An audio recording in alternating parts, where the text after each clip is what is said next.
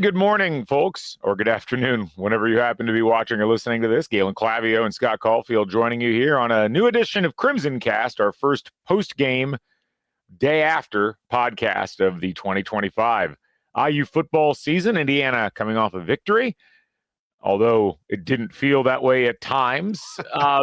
But it was actually a victory, and we're going to talk about all of it with this IU team and what to think and what to feel, I guess, for lack of a better term, coming out of the win against Old Dominion on this past Saturday. Scott, good to see you as always. How you doing this fine Sunday morning?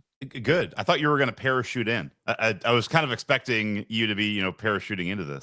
My plane, which was supposed to follow the Bison plane, got delayed on the ground. There was some paperwork. You should have been first because you're bring back the Bison. It should have been you with like a flag. I'm bringing him back, and then you land, and then the Bison, Hoosier comes after you. I think that would have been really entertaining for about 20 seconds until after I jumped out of the plane, and I'd be like, what on earth am I doing? How did my life lead to this particular set of decisions? No, I'm great. It's great to be back.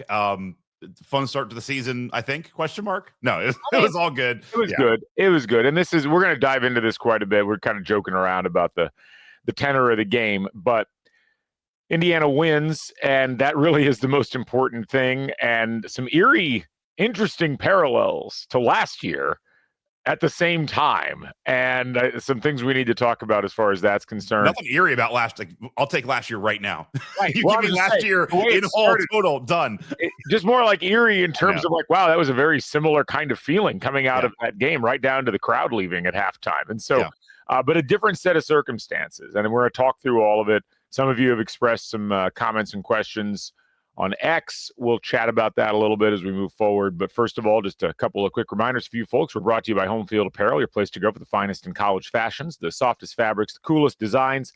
Home Field launching new product like it's their jobs, because it is.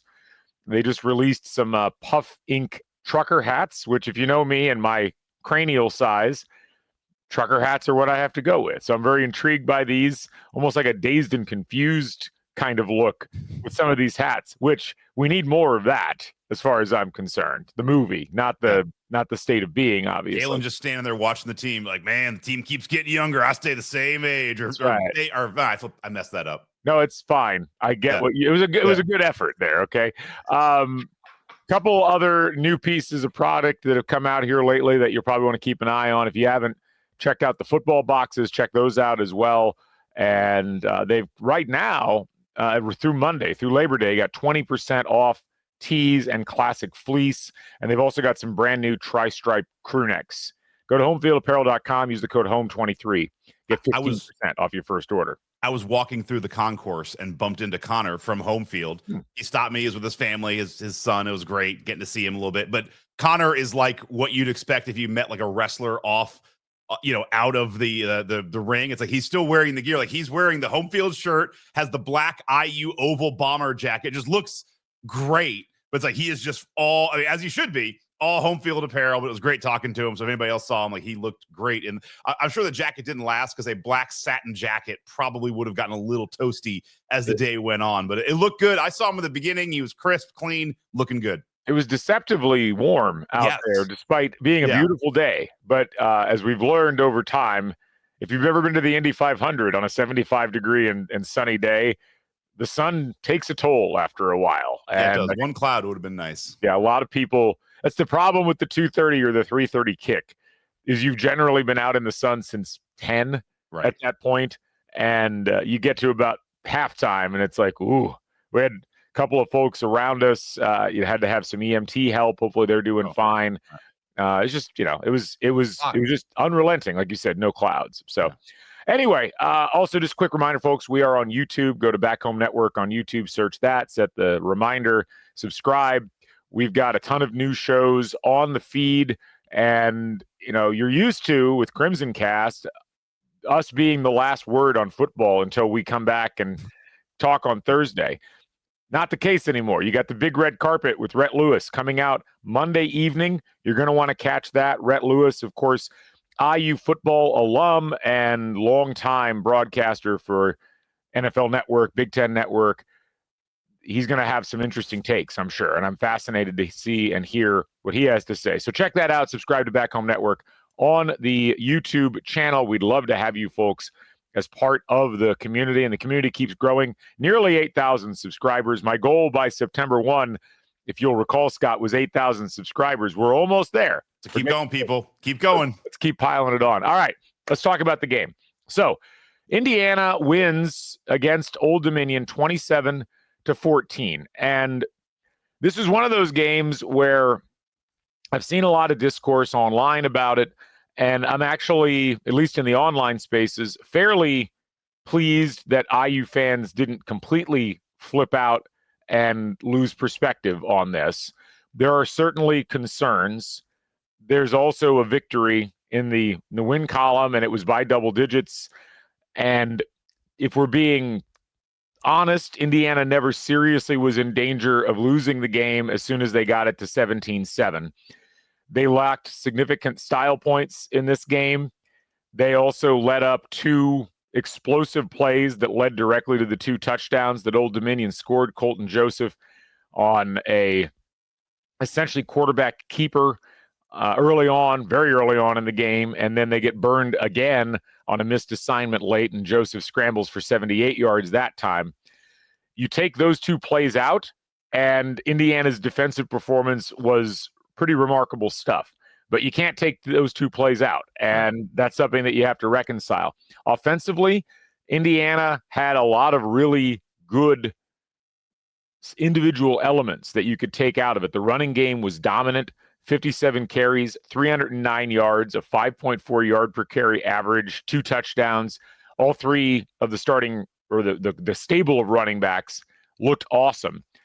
The passing game had some good individual moments. You had a couple of drops on very easily catchable balls that would have completely changed the numbers for Fernando Mendoza. He ends up with a game that will probably pour a little bit of cold water on the first overall draft pick chatter, which is probably best for everybody, including Fernando Mendoza. So you come out of this game and you look at it. On the one hand, you can say, well, Indiana was favored by, I think, 23.5 points was what it was at the beginning. They kind of came close to that, and then they didn't come close to it at the end. And on the flip side, they were pretty statistically dominant throughout this entire game. They let up 2 plays that mattered at the end of the day, and they had a bunch of executional issues in the red zone. It's not, again, too terribly different from what you would have seen coming out of the FIU game at the beginning of last year. But I understand the frustration and the disappointment that many people had in the game and after the game, because the buildup into this season has been more along the lines of this will be a dominant team potentially against these lesser opponents. And that was certainly not on display during week 1. Yeah, it was like 3 or 4 years ago. It was a joke I made, but we had a game where I think we started the game with a penalty. And I think I started the podcast like with a joke about like I wasn't ready or had something. I was thinking like, you know, the way to start this podcast would have been me being like, hey, Galen, I'm restarting my computer right now. I got to do system updates because like you have Hoosier come down, you see the crowd is fired up, like we're ready to go. It's funny, like driving down with my family, my son who's way more into football this year was like, how do you think the first score is going to be? And we're discussing like, is it going to be a touchdown, a field goal? Who's going to get it? Who's going to win the toss? And it's like, that happens. It's like, wow, that was not on my bingo card. Like that was just not what I had. And I will say, I wrote this down.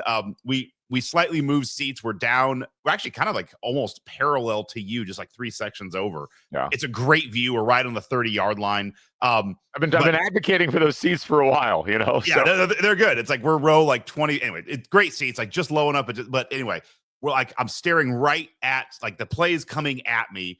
And then I catch Signetti out of the corner of my eye, who's just, I'm going to stand up for like, he's just standing there like on the sideline, like, you know, arms on his side, facing where the line of scrimmage was, like facing that way. The play goes by him. He never moves. He just continues to face where the ball was. Like they score. There's commotion on the side, you know, getting the special teams ready and all that. Like all of that's happening. People are running down to that side of the field. Signetti doesn't move, just still arms on his hips, staring at where the line of scrimmage was. It's like it wasn't until after the extra point, like a minute later, he just starts walking back down. So you can just tell he was pissed. Yeah, it wasn't the ideal start. It's funny. And then, we come back, we have trouble in the red zone, we fumble. My wife turns over to me. She's like, are we just cursed? Like, that's what we're having. Yeah. But like what I'm trying to figure out is, last year it felt like the offense had pedal to the metal for most of the season. I don't remember our first game as well. I mean, I remember we won, but I remember just kind of being like, wow, this offense is dynamic. Looking back, if you look at the stats from the first game last year against FIU, they had 40 attempts rushing and 15 attempts passing for 234 rushing yards. So a lot more rushing. Yesterday against Old Dominion, they had 57 attempts passing and 18 attempts rushing. So not terrible, or 18 attempts passing, 57 rushing. Not terribly different. My main takeaway is that I really do hope this was just a vanilla game where we're just going to just do what we got to do to win. I hope this isn't a harbinger for like, hey, this is what our new offense looks like. And I have faith in Cignetti, but yeah, it wasn't terribly awesome. And the start was just kind of a kick in the teeth where it's like, man, that really let the air out of the balloon. Yeah. I mean, look, last year, I think it's an important comparison point. Indiana did the big difference, I think, in that game was that Indiana got off to a better start in terms of scoring early and taking the lead against FIU. And that game was 21-7 at half. This game was 17-7 at half. Like, there wasn't a whole lot different except the way that the plays happened. Right. Last year, Indiana in the first quarter, they punted on their first drive. It was a 3-and-out. And then they scored on their next drive. They scored on the drive after. They scored on the drive after that. But then they let FIU drive down the field, a 75-yard, 12-play drive, and they scored right before halftime. In this game, the fact that the touchdown was surrendered on the first play of the game, and it was a 75-yard run from the quarterback, when clearly it was like the defense never processed that the quarterback might keep the ball and might run. He's their primary option on that read option too. It was a bad read by a bunch of people, and I give Old Dominion a lot of credit for executing it. They knew they had a guy that they could take advantage of a mismatch and misdirection there with Colton Joseph, and it just really that then got compounded by the way that the rest of the first half went in terms of the sequence of things, because Indiana then puts together a really nice drive, goes the length of the field, gets a 1st and goal, has a 4th and goal at the 1, tries to for it, which you want to see happen, and it's an incomplete pass.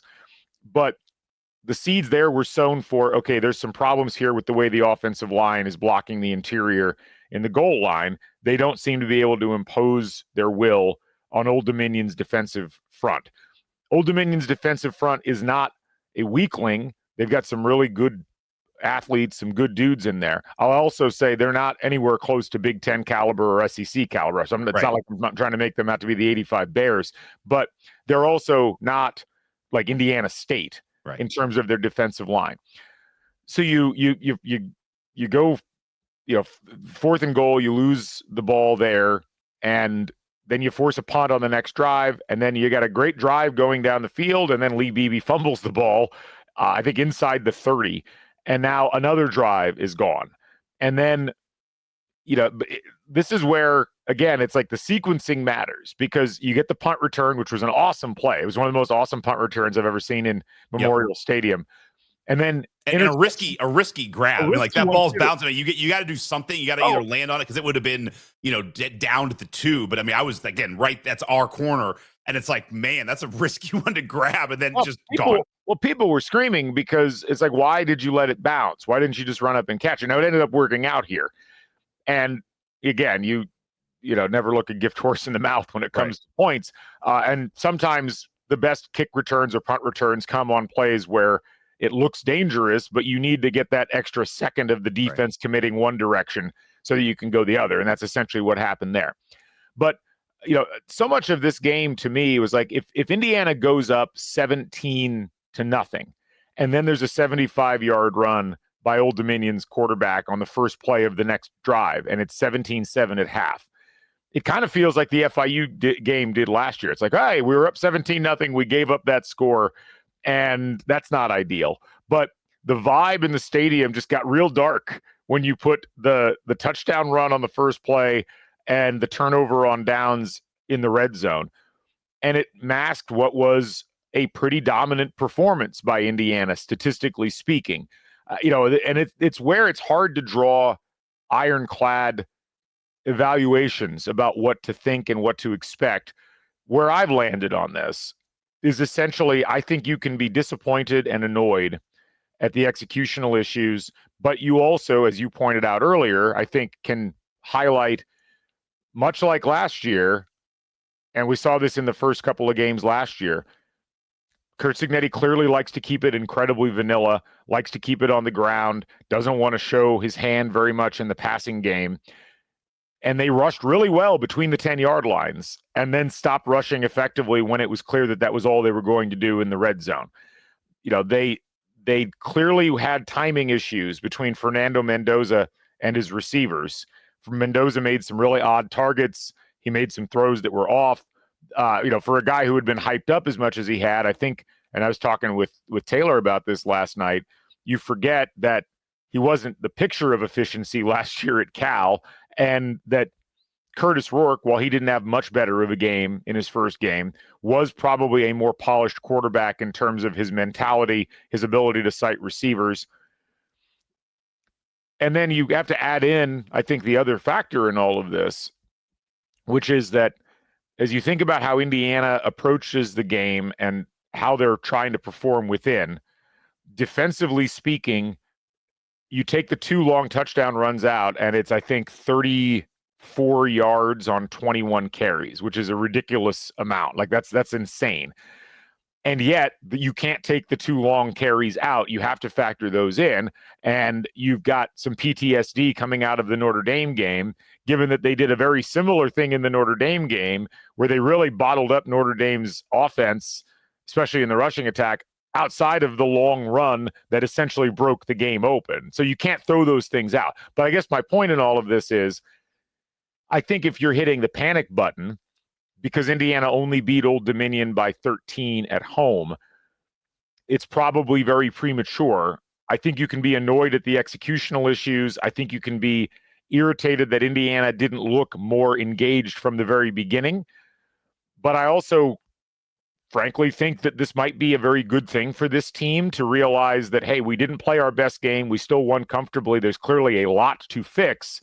And now you've got 2 games against significantly weaker competition to try to address it, rather than having, I remember Rhett Lewis on Big Red Carpet mentioned he wished this game was week 3 instead of week 1, because essentially he wanted to see the team be able to practice and get ready for this game.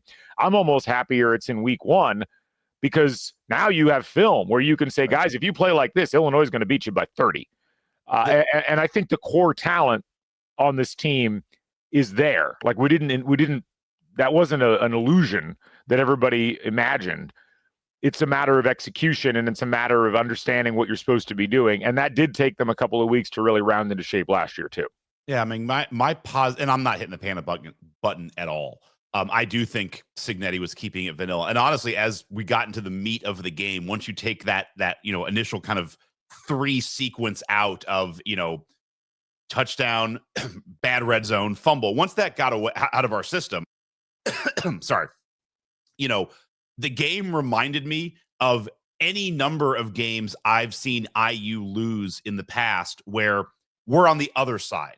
And I'm not trying to comp teams here, but like there's a lot of games where we played Wisconsin. It's like Wisconsin's just running the same play over and over again. It's like we can't stop it. And then we'll have one kind of dynamic play. We'll get within 10. It's like, oh my God, we have a shot. It's like, I know we have no shot. Like they're just little brother, hand on our head, just letting us swing around. And that's what that game felt like for most of the time yesterday. Is like we when we got up, it was like 10-7 or something. It's just like, all right, let's just grind them into nothing. And we did that. And to your point, very good point about the sequencing on the defense. We always do the drive, name the drive chart. Recite the drive. I'll get it.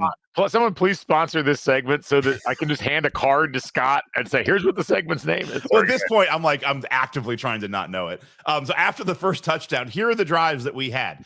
Punt, or what our defense did to Old Dominion. Punt, interception, punt. 2-play interception, 3-play punt, 1-play half, 4-play punt, 3-play punt, interception. And like bookend it with a bad touchdown. Yeah. But to your point, like that's an amazing stretch of deep. That's what you expect to see. You're not going to get them all perfect. And again, you have a little Notre Dame PTSD. And on the offensive side, again, ifs and buts, like these didn't happen. But if you punch in that first score, that's 7 more points. If BB doesn't fumble, maybe it's 7-3 more points. And then Omar Cooper Jr., who caught everything last year, like, that was when Mendoza did lock in like a perfect deep ball. Yeah. It's right there. He drops, like, again, whatever, man. S happens. Like, it's first game of the year, not a big deal. He will not drop those again this year. Like, right there is 14, 17 to 21 points you can just tack on top of this score. And you didn't even mention LeBron Bond, who had a perfectly placed ball that he didn't run fast enough out of his break in time to get in the corner of the end zone. You're right. Yeah, he just kind of stopped up for a second. Yeah. So the point being, when I see all of that, and I was watching the game very intently from my spot there in the corner, there were executional issues that can be fixed. It's going to take some work, and I think it's going to be a pretty rough week of practice this week for the guys, and deservedly so, because the execution wasn't there. This is why starting your season with lesser opponents, especially in the transfer portal era, is good, because you have to have some live round games to work these kinks out in. And Indiana, unlike many of the teams that, are haughtily flaunting their non-conference schedules, Indiana does not have the base level of skill to be able to just plug in and play a top 25 team in the first week. And so this is one of those games where you've got this combination of things: a clear lack of execution, especially in the red zone. You've got some issues on the offensive line that clearly need to be addressed. You've also got a playbook that has been neutered on purpose because you don't want to show, and that's going to be the case for the next 2 weeks, because you're not going to want to show anything from Kennesaw State and Indiana State either. Well, and just real quick on those points, like, it does feel like the times they opened him up, like the Omar Cooper Jr. play, the one you're talking about where the receiver didn't run through, it's like they got guys wide open. Like, it felt like the times that they let's try one of our good plays, it really worked well. And then it's like, all right, let's go back to the run. Yeah, well, because, and then this is the thing where even what I said earlier about the offensive line having some issues. Yeah, at one point, I think early in the fourth quarter, I checked the stat calculator, and IU was averaging like 7.1 yards per carry. Right. And that didn't dip until the very end when they were just kind of running, down the clock, and it wasn't really that imperative. Yeah. I mean, that's a tremendous, set of blocks that are being thrown out there. Through the tackles too, like through the middle tackles. Yeah, like that's the thing. Almost everything was right down the middle. And again, a lot of that was because you had the threat of wide receivers going places, which disappears the closer you get to the goal line. Right. And Old Dominion was absolutely firing off down there. And I get this. You can choose what you want to believe. I'm choosing to go with Indiana would rather get the practice against teams that are teeing off directly against them in the run in the red zone now and not show their hand about what they want to do in the passing game, then, Indiana just can't block. Because even there, it's like it was a borderline DPI call that didn't get flagged when Surratt got thrown later. Right. There was a little bit of a late release from Mendoza. It was more executional issues than Indiana not being able to throw the ball in the red zone, but they were very basic approaches to trying to throw in the red zone. So the PTSD I got with the red zone was just a little bit back to that Louisville game, 2-3 years ago, where I feel like we had 3 different times in the red zone, couldn't punch it in. And then that was next week where we had to go to overtime to beat Akron, and then we went on to win one more game that year. And again, there's no other similarities to make connections there. It's just that's what rung into my mind as like, ooh, that was a harbinger of really bad things. This is again where I feel safer with the coaching staff, and I feel like this is actually a good thing because it's going to give Signetti time to fix all these things. And that's kind of, going into this game, I was thinking about before the game started, this podcast we were going to have. Because I'm always thinking about you, man. Just thinking about you in the pod was like, I don't really know what I could see that would make me be like panic button or hit be negative. Because if we win by a ton, it's like, great, that's what we should be doing. We're good. And if we struggle, it's like, all right, well, I trust my coaching staff to fix these problems. Like, I'm kind of in that spot. A 76-yard touchdown run the first play, like that's testing my mettle just a tiny bit. But I still stand by that. Like, there's really not much that would have happened yesterday outside of a loss where I'd be like, I'm really freaked out. It's like, hey, it's the first week. They're not showing their hand. And, Cignetti knows what he's doing. There's a world where it's like he's just not showing his hand and letting it, style points are important, but maybe it's more important for him to get a bunch of film and like honestly put his team in spots where it's like, maybe this isn't going to work and this will work out better for me, because then I could just rail on them for 2 weeks. Because again, I'm more worried about, if I'm Cignetti, it's like, I want to be good for Iowa, Illinois, Iowa, Oregon.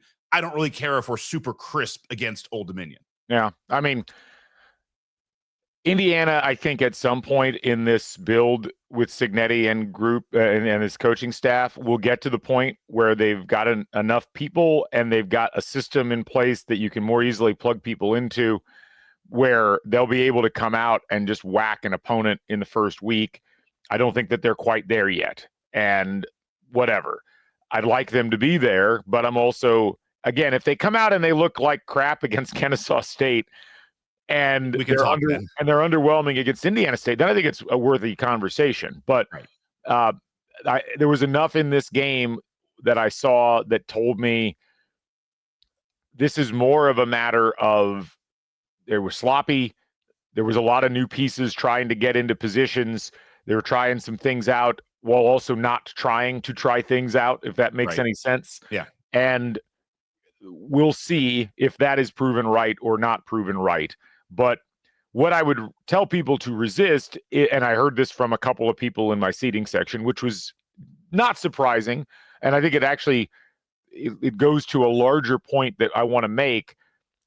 People like, well, that looks like the Indiana football. Like there's basically right now. I heard that too.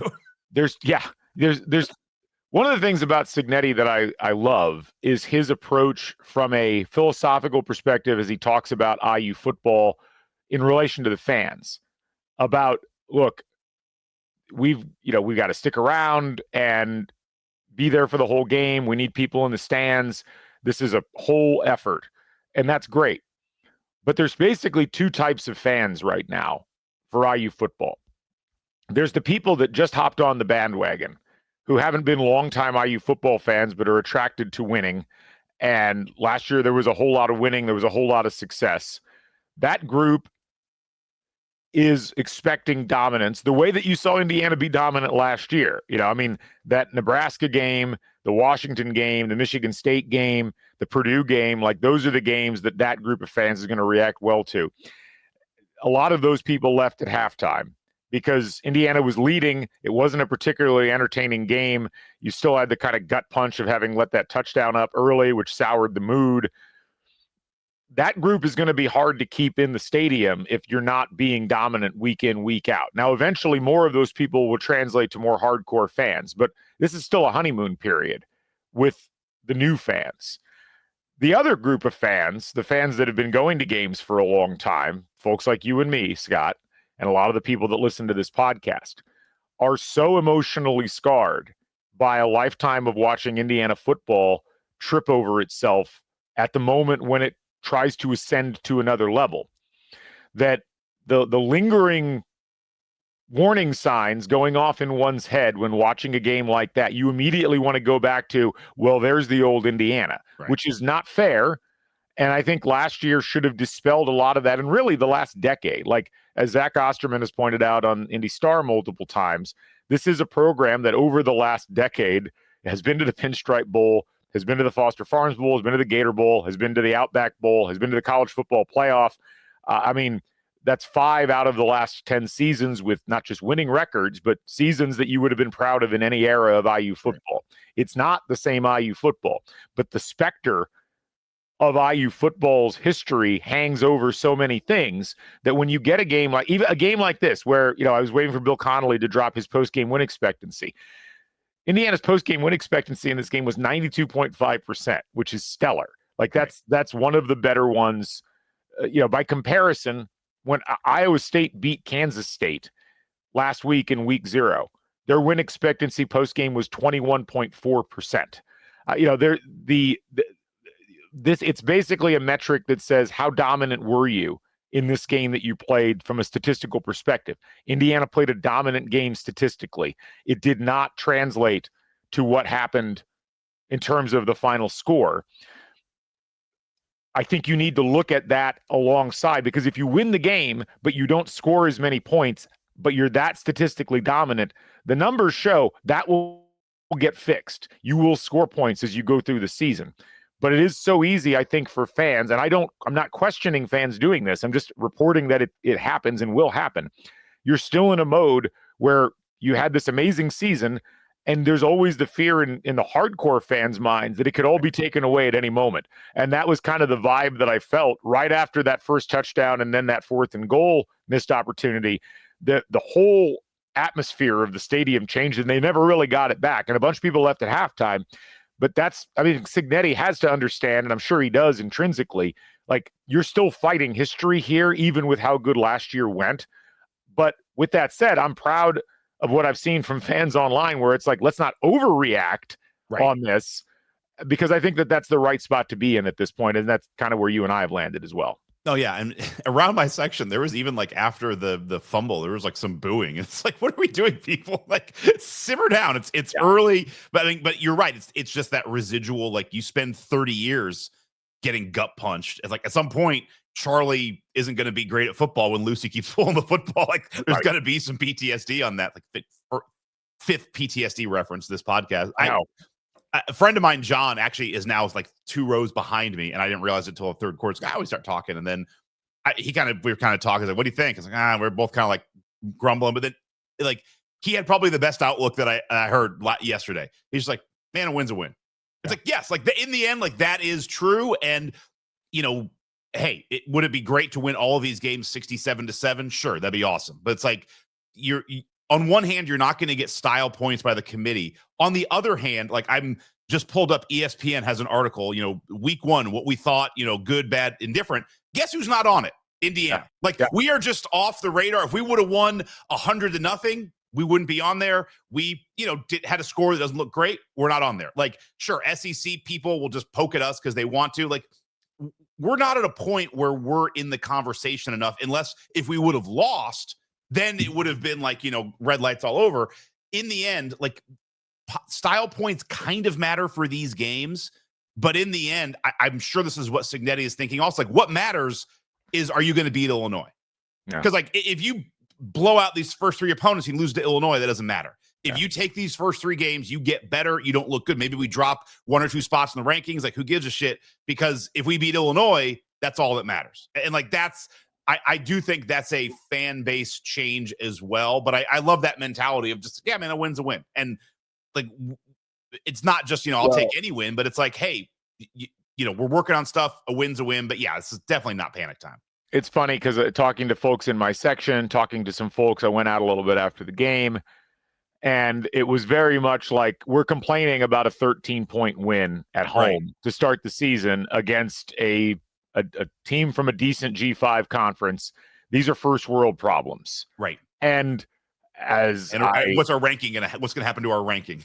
Right. I mean, I will note as well that other teams struggled in the same vein.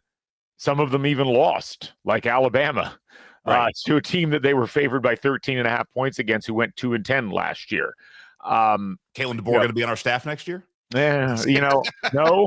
Hey, here's some trivia for you, Scott. Do you know what Kalen DeBoer's buyout is if they fire him at the end of this season without cause? And by the way, no bigger Kalen DeBoer fans than you and me, so I don't know why we're getting into this. No, this is purely a math question. We just randomly pick it without cause. What his it's a great. So I have no idea. I would assume he didn't come in like Harbaugh type. So like, I'm sure he didn't. I would say it's lower than you would expect. Would be my guess. Give me a number. Lower is not a number. So I would say 28 million. If Kalen DeBoer is fired at the end of this season and without cause, meaning like he didn't like cheat or whatever, His buyout is $69 million. 69. Wow. They owe him 90% of his contract. And this is not an era when you can really afford to do that. That's apropos of nothing. But I just wanted to get that out there because I saw a couple of people like, he's going to get fired at the end of the year. Much like Luke Fickell, his contract is almost too big to fire at this point. It's a fascinating thing. I'm sure Alabama loves hearing that. Good times for them. Anyway, we're going to take a quick break. We're going to come back, talk about a couple of other items from the game. We're also going to talk about some of the stadium atmosphere stuff and just other random thoughts that we had coming out of week one. Stick with us right after this. When the final buzzer sounds in Bloomington, the conversation starts here. The assembly call is IU basketball. Live post-game shows, smart midweek breakdowns, and no empty hot takes. Jared Morris, Coach Brian Tonsoni, Andy Bottoms, and Ryan Phillips dissect lineups, sets, and recruiting so you know what really happened and what it means for the Big Ten season, March, and beyond. Join the live chat on YouTube, then catch the podcast on Spotify and Apple. Just search Assembly Call and be part of Hoosier Nation's most trusted post-game tradition. Welcome back to CrimsonCast. Scott Caulfield, Galen Clavio joining you as we recap what happened yesterday. You know, Scott, what's shaping up to be a very important date for IU football this year, it happens in about a week and a half, is Lewis Moore will have his temporary restraining order decided upon as far as whether he'll be around for the rest of the season. You know who led Indiana in tackles in that game yesterday? No, I don't have it. Lewis Moore. Lewis Moore led them in tackles. 7 total tackles, 4 solo. 2 more than Aiden Fisher and Jose Wheeler. It would be great to have Lewis Moore on this roster. He had an interception as well, brought that back for 17 yards. I will say, like, we saw Bryson Bonds got injured. We don't know the extent of the injury, but he went out relatively early. The secondary played really well. Now, you're playing a pretty deficient passing game in Old Dominion. But I thought Lewis Moore looked good. I thought D'Angelo Pons looked good. His interception was crazy. That was a great interception. Yeah, I mean, they were ball hawking pretty effectively, and I'm excited to see how that group continues to coalesce. It is interesting because one of the downsides of that game in terms of how you evaluate things afterwards is I would have liked to have seen Old Dominion have a better passing attack to test that secondary a little bit more. And it wasn't really in the cards. They won't really get that the next 2 weeks either. If you go back and look at what happened in the game that Kennesaw State played this week, our buddy Dexter Williams was the quarterback and I think was 12 for 32 passing the ball. They almost beat Wake Forest. Like, they were in that game until the very end. But Indiana really going to get a lot of reps practicing against run offenses, not a lot in terms of the passing game. That is something that I think to keep an eye on. Lewis Moore clearly is a guy that can make a lot of contributions in the secondary. Right now, if you missed it, there was a temporary restraining order put on to allow him to play the first couple of weeks while a judge ultimately decides whether his lawsuit to be allowed to play an additional year of college football. The NCAA is fighting it essentially over, arguing that I think his JUCO year or one of his JUCO years shouldn't be waived. There's been a lot of inconsistent court rulings on this. What, from the NCAA? No. I know, shocking. I know. But we have one more week of Lewis Moore for real, and then we'll have to see what happens. But that would be a big blow. Yeah. And you just worry about the depth there a little bit. So something to keep an eye on. The other thing that I looked at is just, again, you have a great kind of triumvirate of running backs. Like they're all good in different ways. And again, caveat, you're playing Old Dominion. This isn't going to be the O-line of Penn State. But, when you run kind of such a vanilla run style offense and there's very little, concern about the passing attack, having, guys in the box lined up, like, that's tough to run against. And you had Roman Hemby look awesome, 23 attempts for 111 yards. Kalen Black, 92 yards on 17 carries. And BB actually looked really good minus the fumble, but 11 attempts for 73 yards, averaging 6.6 a yard. He has kind of an electric motor to him. It's like, I think the fumble was like, all right, you're sitting for a minute. You have to earn your time back. But it's very, whereas last year, the running backs all felt very interchangeable and they kind of did the same thing. Here you have, Black is kind of your big, almost like Stevie Scott type running back. BB is kind of the quick, energetic one. And Hemby is like a good mix of both. Like it really is nice. And I'm interested to see how this plays out in the Big Ten season when you start hopefully unveiling more passing attack. And so now it's a little more even. Now the defense can't just pack the box. Like, are you able to get even better running attack from these guys if they start using them a little bit in the passing game as, dump outs?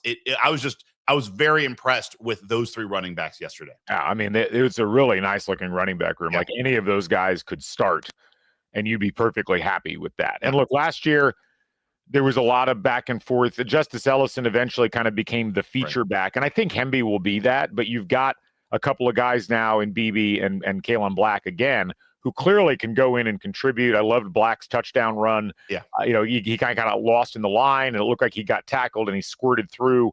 So the fact, not just that the running backs ran so well, but as you mentioned earlier, they ran between the tackles. Indiana was getting some good push there.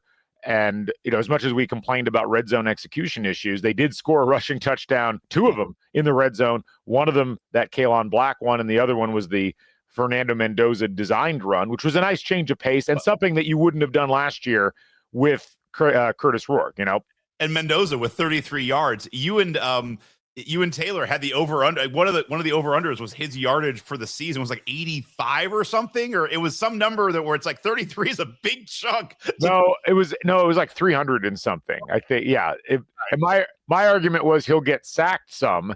Sacks count against it, right? Now I will say, there was some. So just kind of going through the different position groups in general here. Mendoza, I cannot shake the idea that they were trying certain combos with certain receivers almost exclusively as a way, I'm not sure, to maybe get into rhythm. Because it's like in the first half, they threw a ton to E.J. Williams. That might have been the most E.J. Williams targets that we've seen in any game that he's been in an Indiana uniform for. Ended up with 5 catches, which led the team 45 yards. Like most of that was underneath. And I know at halftime, the folks in my section were like, is Surratt still on the team? Like, it was such a fundamentally different approach from what we saw through the bulk of last year in terms of there were no targets for Surratt early. He ended up getting some targets later, ended up with 3 catches for 44 yards. They had Omar Cooper Jr. in the slot a ton, which was an interesting choice. And he mostly performed in the slot. As you said, he had the one drop, but there was a lot of really interesting things out of that receiving group. And it was really interesting that LeBron Bond was the guy that came in and played a decent number of snaps there at the end of the first half, had a nice catch. It's going to be an interesting group. Jonathan Brady caught a couple of balls. We didn't really get anything. I think it was Mekhi Jackson. We really didn't see. I don't even think he got targeted in the game. So I feel good about the running backs. I feel good about the receivers. And I think a lot of it is just timing and execution with the receivers. I do think the tight ends were kind of a mixed bag. Clearly the run blocking was good because of the yardage that Indiana was able to pick up. And again, the tight ends were having trouble executing in the red zone as well in terms of blocking.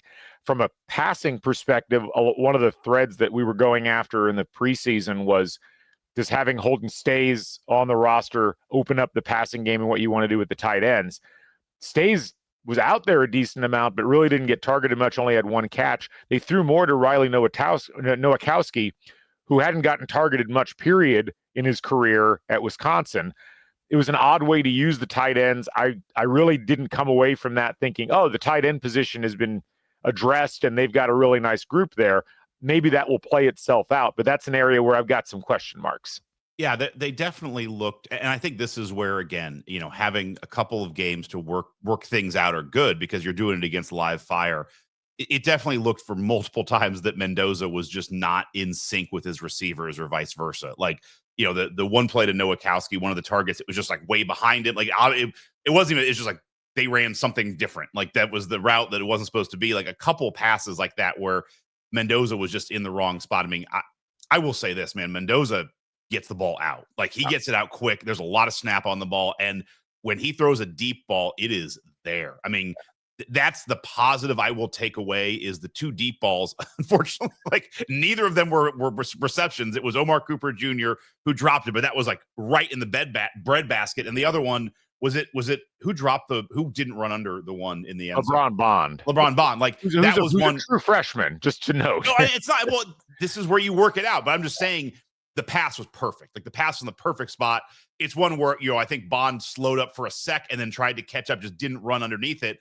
Those are things that you hopefully just work out that timing. And it's something that, now that you've had it, practice is different than games, or games are different than practice. And I think that's what you learn here is like, all right, we've got to figure this timing out when we're taking real defensive fire here. And I think it will get worked out. Where I feel good is, the short passing game stuff, you can work that out. That's just timing, routes, and precision. Having the deep ball, that's something that Mendoza has where, no knock, but it's like a guy like Peyton Ramsey just didn't really have, like, you can't suddenly throw a 50-yard dime that far out if you don't have the arm strength. You're never going to get that. The fact that he has that, it's like, I feel very comfortable we can work on the timing and some of these efficiency pieces. And you definitely saw there were moments, like I think Surratt's first reception was just a real quick, like 6-yard out. Just like you kind of saw Cignetti being like, all right, just give him a couple passes where he gets a good feel and like just real easy outs. And there were these moments where you had receivers just like, we'll just throw 5 yards to him. And they were able to get guys the ball quickly and efficiently. So I'm not concerned by that. And I will say that seeing Mendoza's deep ball got me excited. Although, again, he goes 0 for 2. There's nothing statistical to show for it. Yeah, no, look, and I think with him, it's going to be rounding into shape, and it's a younger quarterback than Curtis Rourke was. A lot of little things to try to address that we'll just have to see them address it. Yeah. But overall, Taylor Lehman was texting me, and he noted, like, we didn't get a good look at the defense because they only played 46 snaps in the entire game, which is an insanely small number of snaps. Like the time of possession in this game. Indiana had the ball. I want to make sure I get this number right. 41 minutes and 28 seconds, which meant that Old Dominion had the ball 18 minutes and 32 seconds. That's an incredibly lopsided time of possession. So, well, and again, like we're not just Omar Cooper Jr. I keep picking, like, you have one catch, one red zone, and Bonds runs under it, or you don't have a fumble. It's like I could easily add 17 points to this game, and it's 44-14. And then for all the looky-loos out there, it looks like what the game really was, because this was really a one-sided domination. It's just the score didn't. There was a couple of plays that were not executed well, which would have given us a 30-point victory. Yeah. So we'll see. Obviously, got to fix that stuff, and they've got a week to do it here before they play Kennesaw State. That'll be a noon kick on Saturday the 6th, and that'll be interesting to see, to say the least, what happens with all that. Just a reminder on that, we'll be out at the Buskirk-Chumley Theater on the 5th of September, 7 o'clock, the start of our live podcast, first ever live podcast in a theater. We'd love to have you folks join us. So head on over to the Buskirk-Chumley Theater. You can buy tickets at the door, or you can order ahead on the Buskirk-Chumley Theater website. If you use the code Bison Club, all one word, you can get a small discount on some tickets. We'd love to have you folks out there. Join us as we talk IU football. We'll have Mitchell Page joining us. We'll have Griffin Gonzalez joining us, and it should be a great time. We've even got a cake. There's a raspberry cake that's been made that we're very honored about. It's pretty wild when someone's like, we want to make a cake in celebration of your podcast. But this is like a wedding. What's our first dance going to be? What song are we going to play? A huge thanks to Kirkwood Sweet Shop, which is right there next to the theater for that. So keep an eye out for that. We'll have some information in the Substack. Go back and check that out. If you're on our Substack, you got all the information right there. I was walking around the concourse yesterday, and a fan, somebody came up and was like, Scott, love the podcast. And then all I heard was, it sounded like he said, I'll see you at the bus stop. And I'm like, man, that's very intrusive. Like, we live on a cul-de-sac. That would be odd. And I'm like, oh, I think he meant see you at the Buskirk. Like, I think that's what he hoped to say. So to the fan who said that, super nice, great meeting you. I would love to see you at the Buskirk-Chumley. I would be more concerned if I saw you at my son's bus stop. I was thinking you, and I'm thinking an erudite man like yourself. When was the last time you actually were on a bus that wasn't like a tour bus? Well, we took some trains in Europe, but I guess that doesn't help the cause. No, that does not count. It's been a while. To be fair, there's not a ton of bus routes that work well in the U.S. Riding in the Pullman car of the train does not count as being on a bus. So the monocle stayed in place through all the bouncing. Yes. Let's wrap up today by talking about some of the stadium experiences. We got to see Hoosier the Bison. Yeah, he came back. You brought him back. Hey, it was great. But he para drops into the stadium. That was well done by the athletic department. That was a great entry. And it was cool that he comes out after he lands and gets on his motorbike and is riding around. It was interesting because, again, I feel like the impact of having the Bison on the sideline got a little muted by the way the game started. And instead of everybody being into it, there was just this nervous energy. So some of the edge got taken off there, unfortunately. Well, I can say this as having a 12-year-old and a 9-year-old, both boys. And I've been bringing the 12-year-old. He's been going since he was 8 months old. So I've indoctrinated him hard. I saw this when I started taking my kids to Pacers games. Because I'd be like, man, their interest in Boomer is off the charts. And both of my boys were like, we have to be in to see Bison, to see Hoosier come in. We had heard rumblings that he might be parachuting in.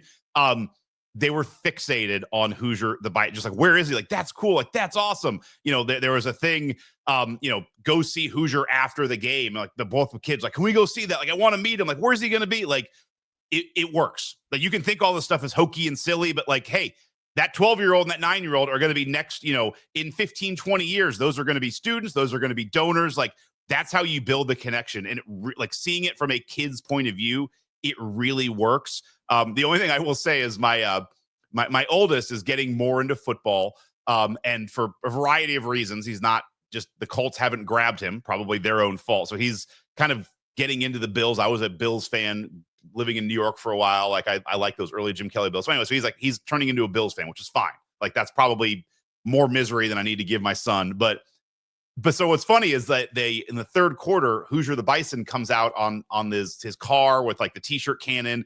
And my son's like, oh, Bison Mafia. And I'm like, that's kind of funny, Jane. Like, I didn't see anything else. Like, that's kind of funny, man. Like, you're connecting the Bills Mafia with Bison Mafia. Like, that's pretty, like, James, well done. And he's like looking at me weird. Then I look up at the scoreboard and it's like Bison Mafia. Like they had just, it's Bison Mafia is what they called it. I'm like, oh, he just read what, good job at IU athletics. Well done. But it works for the kids. And I think it does bring an energy. It brings something to add. Like, I love all of it. I think it's so good. And there was a good amount of, Hoosier Bison merch already being worn around the stadium, which is cool. Yeah. I mean, and look, I know there have been complaints about the logo that got produced. There'll be more logos that will come out. There's a lot that goes on with that behind the scenes from a legal perspective and a business perspective that none of us are privy to. And I think that's worth noting. But the actual costume, I'd seen it before. I think it's well done. He looks natural on the sideline. And I kept thinking as I was watching him on the field at various points, what was the hang up all of these years? Right. Why was this such a problem? No one's ever going to be able to adequately explain to me why having a mascot was a bad idea or why it was somehow going to be a negative. So far, I think it's been all positive. And I feel like, taking the logo stuff aside, all the reviews that I was getting from people were pretty positive. And so that's great to see. It's heartening for me as somebody who's been advocating for this for a while. It was great to see it actually come to fruition. Agreed. As far as the rest of the presentational stuff, they did have the Bison come out and try a new chant that I'd never seen before, and neither had anybody else in the stands, I don't think, where he's like going to one side of the stadium and trying to get them to chant I, and then to the other one, you. And the students were chanting something. I could not help it. Like, the students were not in. They were doing something else, which was probably funnier. Yeah. But it was one of those things where I actually didn't, once the chant got going, it was good, but I think it confused everybody in the stands, like what they were supposed to be doing at first. Right. I'm curious if that gestates over the next couple of weeks. That could be a really good chant. I mean, there is no IU equivalent of OHIO. Right. But an actual IU chant that uses the entire stadium, maybe that's happened before, Scott, but I I don't recall it occurring. Do you? I think it happens in basketball sometimes. I think that they've done it in basketball. Yeah. But no, I'm with you. It took some time, but when it's got going, it was cool. And this is the towels again were there. The towels are cool, and it's like the towels are now a thing. And it took a year. We got there. Like these things take time to build, and it's what's interesting for fans coming in now. It's like you're seeing the building of a program because, as you and I noted, for years this is just a mismatch of nothing. Like there's not a lot of history. There's weird shark songs. Like it's just a weird mix of this is a program ripe for a mascot to add things to it. Yeah. Well, I guess that's the one thing. I mean, there are some things that still need addressed, and I think these are longer term issues. The sound system is not very enveloping, and it never has been, but it really sticks out now that it's a more enclosed bowl. And when you want it to get really loud, it felt, especially in pregame, like the sound system was not quite up to snuff. And we knew that, like it's nothing new. But I do think that that's something that needs to continue to be addressed, because if you're trying to create an atmosphere that is intimidating but also energizing for the fans, I just think you've got to have something more going on there. And then look, there have been long-standing fights with like older alums wanting it to be quieter and like, oh, we want to hear the band. And it's like the problem with that, and again, every year with the band, it's like there's just not a lot there that's juicing people up. There's a lot of stuff for people that have been around for a long time. Hoosier Wipeout's still getting played, and the Jaws theme still pops up. But but the halftime show was a great example where it's like there needs to be more, especially now that you've got a younger group of fans that respond to different things.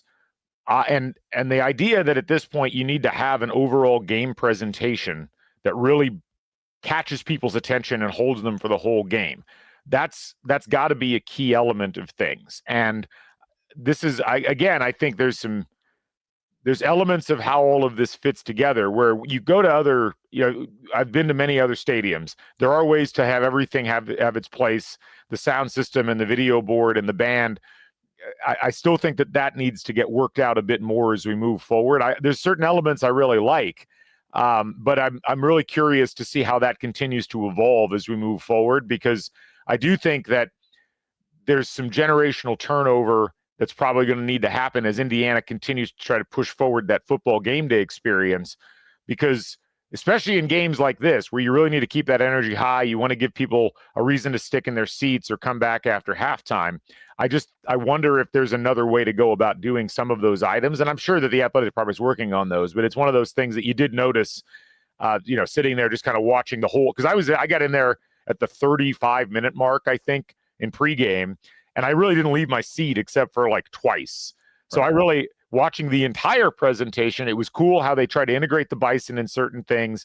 I would just love the environment to be even more enveloping than it is right now. And that's going to be I think, an ongoing process. No, I totally agree. Those are two of my things. I think the pregame was awesome. Like you have the nod to the old, Metallica entrance and the Bison taking over the state of Indiana when Hoosiers came in. It was great to see the old Pat Kraft video get an update. The Bison like charging down. Oh, I love that. That's one of my favorite intros they've done in a long time. Really, that was really awesome. That was cool. This year's intro was really cool. Honestly, during the old Bison intro, the band used to like drum in sync with the music. That's a way you can do the coordination.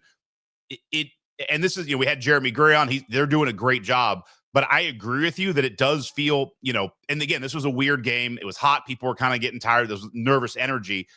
But you get to halftime, and the band just comes out as Band Day, but everyone's just kind of standing and playing. There's not a lot of movement, and then the band leaves, and it's just players warming up. It's like you need something. Like there needs to be something to kind of keep the energy moving forward. And then again, my little bugaboo is like you have that third to fourth quarter switch over, and I took notes. It's like you have Hoosiers in the NFL playing. It's like, all right, that's nice. That's okay. Then they have a Hoosiers Wheel of Fortune game. It's like, all right, we're falling off. And then it's just they play Who Let the Dogs Out. It's like, okay, it's 90.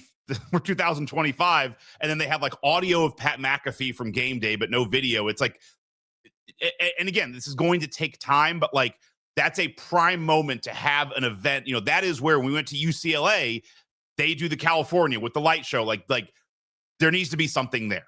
Well, and that would be my only complaint is I'm fine you trying things, but it felt like doing a Wheel of Fortune on the video board. Like that's not let's do something, like have a song, have Hoosier out there doing something, like try and build it. It felt like they kind of, pardon the pun, punted on that. Like there wasn't anything there. And I look to games like Illinois where it's a close game and the place is full.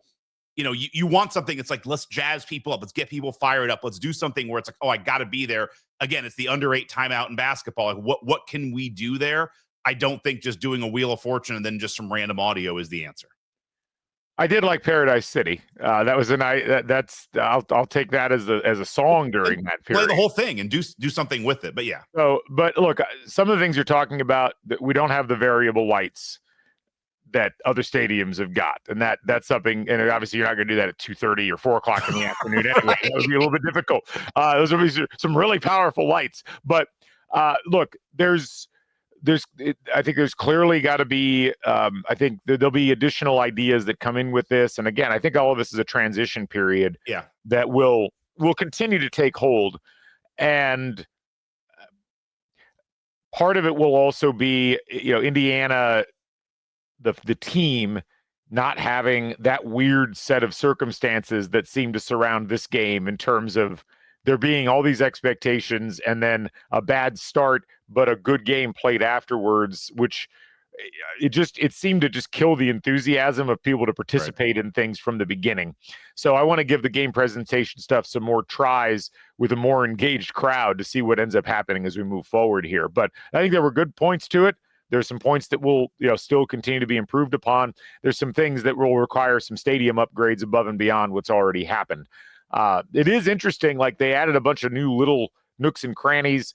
There's additional luxury boxes up in the south end zone, which I've been up there, outside of the game. It's a neat area. The area where my seats are at down in section 11, there used to be like that AstroTurf cutout. They've made that into like an events seating section.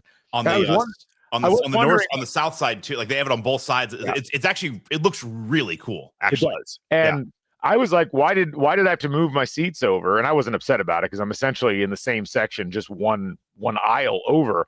And as it turns out, that's where they've got recruits and their families sitting. I was like, well, that's great, actually. Yes. Good. My seats were good enough that last year that we wanted to put recruits and their families in it. So I'll make that sacrifice if it ends up helping. So. Scott, any final or other things you wanted to bring up before we wrap up this show? No. I mean, it's a good start. Again, a win is a win, and the whole point of this is we're working things out. We're trying to get to 3-0, and it's this will kind of be the refrain, but all of this is going to lead up to Illinois. Because like if you can't beat Illinois, none of this matters. But it's like then the season takes a different turn. If you can beat Illinois, then really none of this matters. Like we're not going to look back and be like, well, I don't know, we weren't great against Old Dominion. Like you beat Illinois, you're off to the races. Yeah, and look, the final thing I'll say on that front is I understand the frustration of the lack of execution, and it's hard to know what to attribute that to directly, whether that was keeping it vanilla and then not wanting to show your passing game, which automatically makes you look a lot less dominant. They were plenty dominant in the running game. Or was it actual executional issues that are real red flags that you need to address? But you want to win. You win by double digits. You don't cover. No big deal. That no one cares about the cover except for Vegas. And even in the post-game win expectancy, it wasn't like Indiana lost the game on paper but won the game in the score. They won the game dominantly on paper, just not as dominantly on the scoreboard. And different realms of opponent, but you'd rather be 1-0 than 0-1 coming out of this game. And again, you look across college football, and there's a bunch of teams that had similar struggles in this week because they're trying to figure things out. You had teams that lost to power conference teams like Alabama that are probably they're scratching their heads because if they're planning on getting to the playoff, their path just got significantly more complicated and significantly narrower. So all told, yes, would I have preferred to see Indiana win by like 49-13 or 51-17? Sure. But it's one of those games that we'll only be able to go back and look at in retrospect and say, well, gosh, that was a speed bump, or that was, they had trouble getting out of the gates, or was it actual car trouble? Yes. Yeah. Last thing, just before I forget, because it will never bring this back up again. We've played some like funky teams in Memorial Stadium. I remember South Carolina State. Yeah. And this was the first time I just maybe didn't see it. Like, I know where the opposing team's fans sit.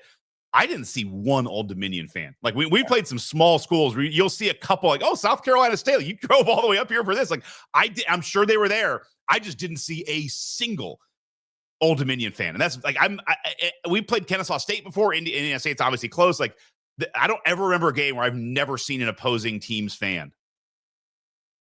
It's possible that Old Dominion is an AI simulation. Like the whole football program. It's possible they don't have fans, that they rent crisis actors, right. But they didn't have any for this game. Perhaps the casting call didn't go out. But they haven't upgraded their Chat GPT yet. They're still, correct. Yes, they're still using the Model 3 model. Yeah. Version. Yes, I did not notice the lack of Old Dominion fans in their section. You do bring up a good point, though. I didn't see a single Old Dominion fan in the parking lots at all. Like, that's a really fascinating point, Scott. Yeah, and normally you'll see just random fans like, oh, I can't believe you traveled here. Like, obviously Big Ten teams. Anyway, whatever. Yeah. Well, we're pissing off nobody because obviously they don't have any fans. So exactly. Yes. Bring it on. Amazing. All right. Well, folks, as always, we appreciate the time and look forward to talking with you throughout the course of the rest of the football season. Be sure to tune into the Big Red Carpet Monday night as Rhett Lewis gives his take on what he saw, with a little bit more time to analyze. Obviously, the polls will be coming out later. You'll be able to see that as well. And be sure to tune in to the rest of the Back Home Network throughout the course of the season as we cover IU football. For Scott, I'm Galen. This is CrimsonCast. We'll catch you folks on the flip side. Stay never daunted. So, everybody.